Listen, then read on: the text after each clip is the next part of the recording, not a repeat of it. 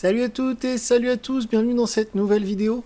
Aujourd'hui, je vais vous parler du Xiaomi Mi A2 Lite, un smartphone que j'utilise depuis maintenant un peu plus d'un mois et dont j'ai été agréablement surpris, il faut le dire. C'est évidemment la marque Xiaomi, vous pouvez voir beaucoup de vidéos sur ma chaîne des produits Xiaomi, des articles sur les produits Xiaomi sur le site C'est Mon Avis. Je vous conseille d'aller les lire et de visionner les vidéos, comme ça vous en apprendrez plus sur cette marque chinoise qui est vraiment surprenante et qui fait de très bons produits. J'avais testé le Xiaomi Redmi Note 5 il n'y a pas très longtemps, et ce Xiaomi Mi A2 Lite, alors le nom est un peu long, vous pouvez en voir le déballage, le unboxing sur la chaîne YouTube. En fait, je l'ai déballé en le recevant et je l'ai utilisé depuis.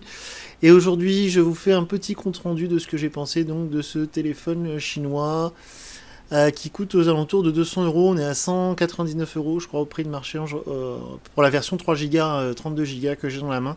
C'est pas la version 4 Go 64 que j'ai là, c'est le 32, le 3 Go de mémoire vive, 32 Go de stockage. Alors, on va commencer par ce smartphone. Donc, comme vous le voyez, peut-être, ouais, si, peut-être, voilà. En fait, c'est de l'Android One. Donc ça, c'est la grande nouveauté par rapport à tous les produits que j'ai pu tester de la marque Xiaomi. J'ai eu le Mi Mix 2S, j'ai eu le Redmi Note 5, et c'était du MIUI. En fait, c'est la surcouche faite par Xiaomi pour le système Android. Et là, ce Mi A2 Lite ainsi que le Mi A2 normal, c'est du Android One. Ils avaient fait l'année dernière un Mi A1, donc qui était sur le même principe avec du Android One. Alors Android One, rapidement, pour ceux qui ne savent pas, c'est Android pur, sans rajout du constructeur. Donc c'est Android tel que le fournit Google sur ses smartphones anciennement Nexus, mais qui s'appelle maintenant Google Pixel. Donc en fait, c'est le système d'exploitation Android fourni par Google, et sans aucun rajout de visuel ou même des petits gadgets que rajoutent parfois les constructeurs dans les menus, etc. Donc ça, c'est vraiment le point le plus important de ce téléphone. Si vous vous intéressez que à la puissance et que vous faites que des comparatifs puissance, taille, poids ou je ne sais quoi, ou appareil photo, pour moi, c'est vraiment le fait que ce soit Android One qui est dessus, parce que ça change vraiment toute l'utilisation que vous aurez du smartphone. Alors ça reste Android, hein, vous aurez les mêmes applis en gros que sur un téléphone par exemple Samsung ou Huawei, mais par contre l'expérience utilisateur pour moi est bien meilleure que sur un smartphone avec une surcouche constructeur. Y en a qui me diront qu'on peut mettre un launcher alternatif. Donc le launcher, en fait, c'est ça, c'est ce que vous avez tout sous les yeux, ce qui est comparable au bureau Windows en fait. Donc on peut installer des launchers sur des téléphones avec des surcouches comme les Samsung par exemple, mais vous aurez toujours les menus qui sont modifiés, les menus de réglage. En fait, quand vous changez de launcher, les menus de réglage restent tels que le constructeur les a choisis. Tandis que là, avec Android One, vous avez vraiment le système Google Android tel que Google l'a conçu. Donc ça, c'est un vrai plus. Nokia s'y est mis aussi. Tous les smartphones Nokia sont sous Android One, et les Motorola, Lenovo Moto, puis les Motorola, ce sont des Lenovo Moto, sont quasiment en Android One. Alors je crois que c'est pas officiellement Android One, mais en tout cas le système fourni par Motorola, enfin par Lenovo pardon, est très proche de ça. Une chose est sûre, c'est que ce Mi A2 Lite, il se différencie du Mi A2 normal par le fait qu'il y ait l'encoche. Alors comme je le disais dans ma vidéo de déballage, pour moi l'encoche c'est un plus parce que ça fait vraiment haut de gamme. Visuellement, quand vous en parlez à vos amis, quand vous montrez le téléphone à quelqu'un, ça fait plus haut de gamme d'avoir l'encoche, parce que évidemment l'iPhone X c'est celui qui a instauré cette mode, si on peut dire. Et en plus, moi c'est vrai que j'apprécie ça parce que j'ai vraiment l'impression d'avoir un écran plus grand avec cette fameuse encoche que sans. Et d'ailleurs, les smartphones sans encoche, maintenant, quand quelqu'un me présente un smartphone sans encoche, personnellement ça me donne vraiment l'impression d'être un vieux smartphone ou un smartphone pas cher. Bref, ça c'est une question de goût, mais moi j'aime beaucoup. Et donc ce Mi A2 Lite, qui est moins cher que le Mi A2 normal, il a l'encoche. Donc ça me paraît un peu illogique, mais bon, tant mieux, parce que pour moins cher, vous avez un smartphone qui a vraiment de la gueule. Alors, il y a toujours une grosse bordure en bas. Je vais très bientôt faire le test du Nokia 7.1 que j'ai précommandé il y a quelques jours et qui devrait arriver là début novembre. Et le Nokia 7.1, ils ont eu la bonne idée en bas. Ils ont une bordure aussi ici, parce que je crois que c'est vraiment un problème technique, cette bordure. Quand on a un écran LCD, il y a des petits schémas qui traînent sur internet. Je vous invite à aller chercher ces schémas. En fait, le seul constructeur qui a réussi à faire disparaître complètement cette bordure en bas, c'est Apple avec l'iPhone X, parce qu'en fait ils ont trouvé une technique où la dalle LCD, en fait, il a replié en dessous d'une manière assez innovante. Les autres constructeurs le font pas parce qu'apparemment ça coûte très cher de faire ça. Bref, chez Nokia, pour le Nokia 7.1 dont je vous parlais, ils ont eu la bonne idée de marquer Nokia sur cette petite bande noire en bas.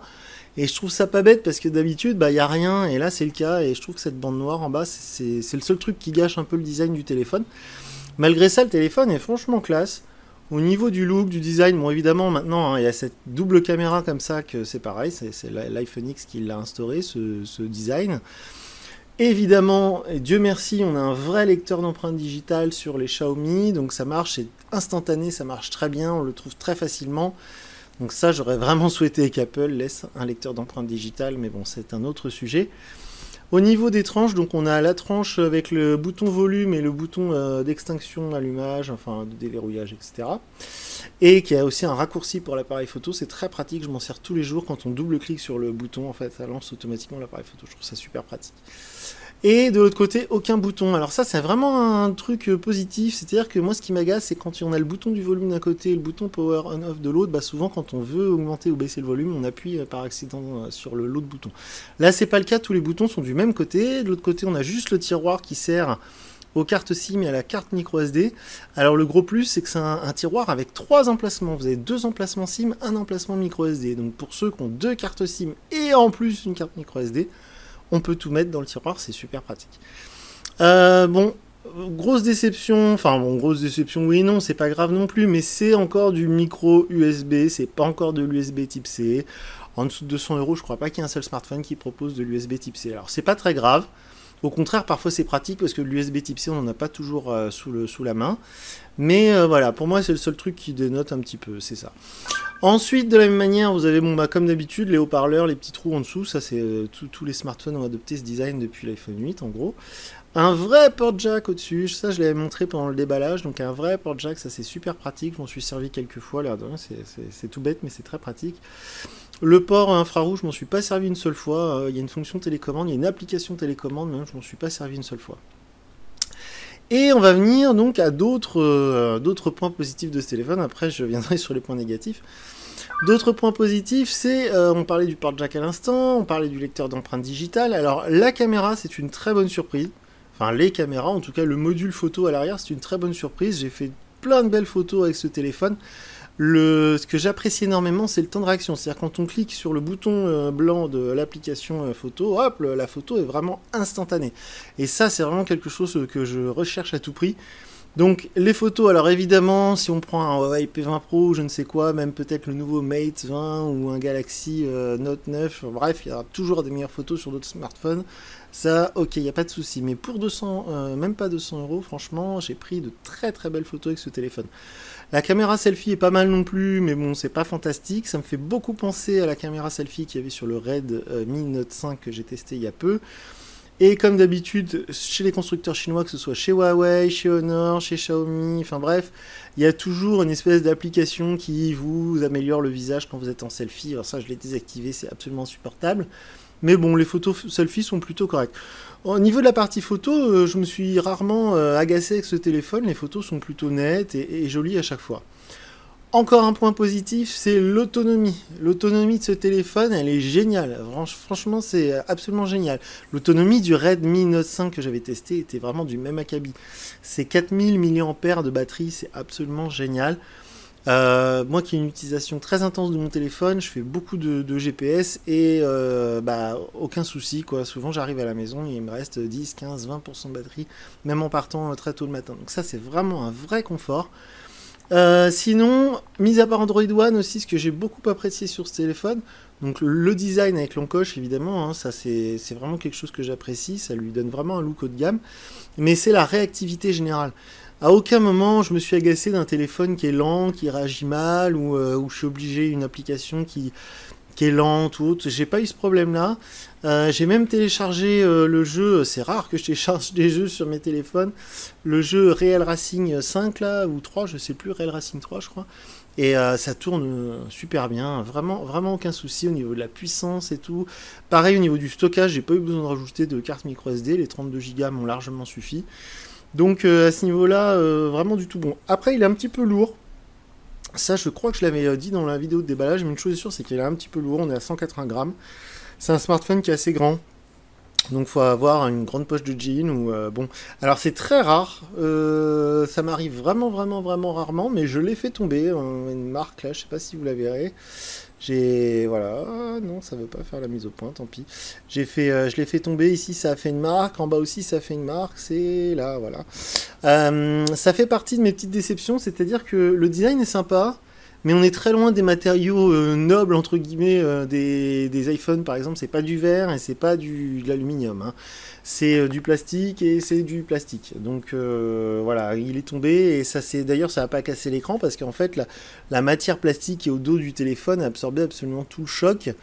Voilà, vous allez peut-être voir, mais en fait, on pourrait faire un moulage et reconstituer le bout de gravier qui était dans le bitume quand je l'ai fait tomber. Bon, c'est vraiment, voilà, je l'ai gardé qu'un mois et il a déjà pris quelques pètes. Alors, si je le gardais un an, je sais pas dans quel état il serait. Bon, c'est pas trop grave, surtout pour le prix, mais voilà, c'est une petite chose que j'ai notée. Après, sinon, au niveau de la qualité des appels, comme d'habitude, rien à dire. Le double SIM est très bien géré, j'ai eu aucun problème de 4G, on peut mettre la 4G sur les deux SIM, etc. Enfin, pour le coup, c'est vraiment bien fait. De la même manière, on peut décider avec quel SIM on envoie les SMS, les appels, tout ça. Pour ça, Android 8 Oreo est vraiment bien ficelé. Donc, de ce point de vue-là, je dirais que des points positifs. Après, qu'est-ce que j'avais noté? Ah oui, ça, c'était une petite interrogation que j'avais quand j'ai fait la vidéo de déballage. Je vous incite à la regarder. En fait, c'est qu'il y a quand même quelques applications Xiaomi qui sont installées dedans. Alors, je sais pas si vous verrez. En fait, il y a une application commentaire, une espèce d'appli, là, le rond orange. Non, je sais pas si la photo, la caméra veut pas nous faire de mise au point aujourd'hui. Bref. En fait, il y a trois applis Xiaomi qui traînent, qu'on ne peut pas désinstaller. On peut juste les désactiver. Et de la même manière, quand on est dans le menu de réglage, voilà, vous avez ici, là, service Xiaomi. Je sais pas si vous allez bien le voir. Mais donc c'est quelque chose, voilà, service Mi, vous voyez ici. Bon, ça m'embête un peu malgré tout. Bon, c'est pas très grave, mais pour du Android One, j'aurais bien aimé qu'ils mettent vraiment rien. Ils n'ont pas pu s'empêcher de nous mettre 2 ou 3 applications Xiaomi. Bon, je vois pas trop l'intérêt. Bon, il y a l'application télécommande, mais ça c'est évident vu qu'il y a le port infrarouge. Il y a 2 ou 3 applis Xiaomi comme ça qui traînent. Il y en a vraiment très peu. Hein. Et puis il n'y a pas d'application publicitaire Gameloft ou autre d'installer. Hein. Ça, non. Voilà, c'est un tout petit point négatif. Ah oui, au niveau de l'écran. Alors l'écran, évidemment, il est de très bonne qualité parce que le nombre de points par... vous savez, le PPI, c'est-à-dire le nombre de points par pouce. Donc la finesse générale de l'écran est excellente. La luminosité, je l'ai réglée au maximum et j'ai désactivé la luminosité automatique. Et malgré tout, il tient, l'autonomie est géniale malgré ça. Donc j'ai mis la luminosité au maximum parce que si vous laissez la luminosité en mode automatique, et je crois que ça avait été un de mes reproches d'ailleurs sur les précédents modèles Xiaomi, si vous voulez regarder les vidéos, il me semble que j'avais eu ce problème-là avec le Redmi Note 5 ou peut-être le Mi Mix 2. Enfin bref, si vous laissez la luminosité automatique, parfois l'écran est franchement très peu lisible. Donc j'ai mis la luminosité au max et je l'ai bloqué tel quel et ça consomme pas plus de batterie que ça. Donc peut-être d'ailleurs que si j'avais laissé la luminosité automatique, j'aurais encore eu une autonomie encore meilleure. Donc ça c'est possible. Sinon, ah oui, très important, en point négatif. Je me fais des notes maintenant parce que sinon j'oublie de vous dire des trucs. Donc en point négatif, un truc qui est vraiment important et qui m'a vraiment enquiquiné à plusieurs reprises, c'est qu'il y a des applications en fait qui sont, je pense, buggées à cause de l'encoche. C'est-à-dire que je pense que dans Android Oreo, alors je sais pas comment ça se passe sur les autres smartphones Android One avec une encoche, je sais pas si on existe beaucoup d'ailleurs, peut-être pas, mais j'ai vraiment eu l'impression que ça pose un problème logiciel. Parce que j'ai des applications comme Twitter, malgré plusieurs mises à jour, qui continuent de bugger, parfois me faire un écran noir quand j'essaie d'afficher une photo sur Twitter. Et en fait, j'ai compris que c'est à cause j'ai compris, en tout cas, j'ai de fortes suspicions sur le fait que c'est l'affichage qui bug à cause de cette histoire d'encoche. Parce que j'avais la même application Twitter il y a 2-3 mois sur le Mi Mix 2 ou sur le Redmi Note 5 qui sont sous MIUI et qui sont sous Oreo aussi, et j'avais pas eu du tout ce problème-là. Donc voilà, j'ai pas eu le bug que sur Twitter, j'ai eu le bug sur d'autres applications.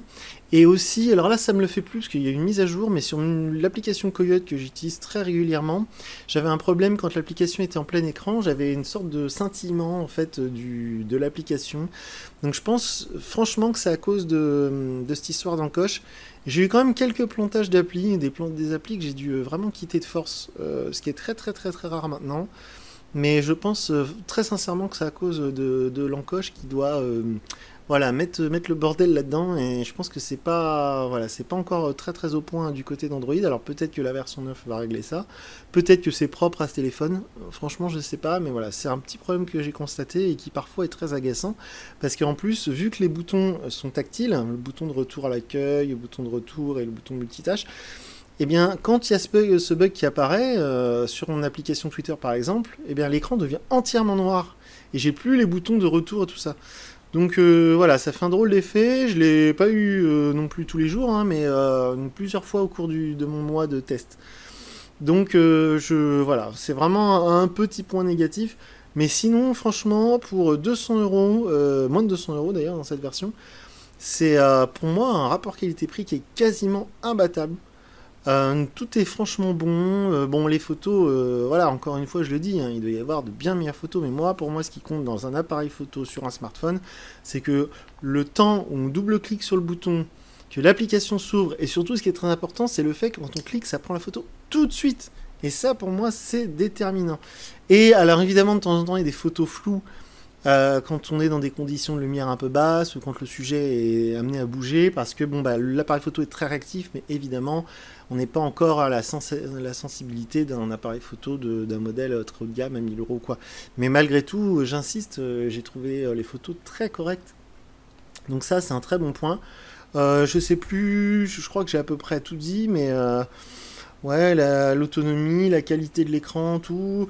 Bon, une certaine fragilité, comme je le disais, parce que je l'ai fait tomber et effectivement, bon, on voit que c'est vraiment du plastoc, mais voilà. Pour le coup, si vous hésitiez avec un autre modèle, là, vous pouvez pas être déçu. C'est un super téléphone. Un peu gros, un peu lourd, mais on ne peut pas tout avoir, parce qu'il y a un grand écran. Tout est franchement bien. J'ai pas eu de grosses déceptions. Tout fonctionne très bien. Voilà, c'est vraiment, si je devais donner une note sur 5, ce serait 5 sur 5. C'est vraiment un très très bon produit. Il y a beaucoup de mises à jour. Xiaomi est vraiment sérieux de ce côté-là. Il y a vraiment de très nombreuses mises à jour du système, hein, j'entends. J'ai eu déjà plusieurs mises à jour du système, donc ça c'est vraiment un point positif également. Donc voilà, n'hésitez pas à me poser vos questions et puis j'essaierai de vous répondre dans les commentaires. Et sans ça, je vous dis à très bientôt pour une nouvelle vidéo. Salut!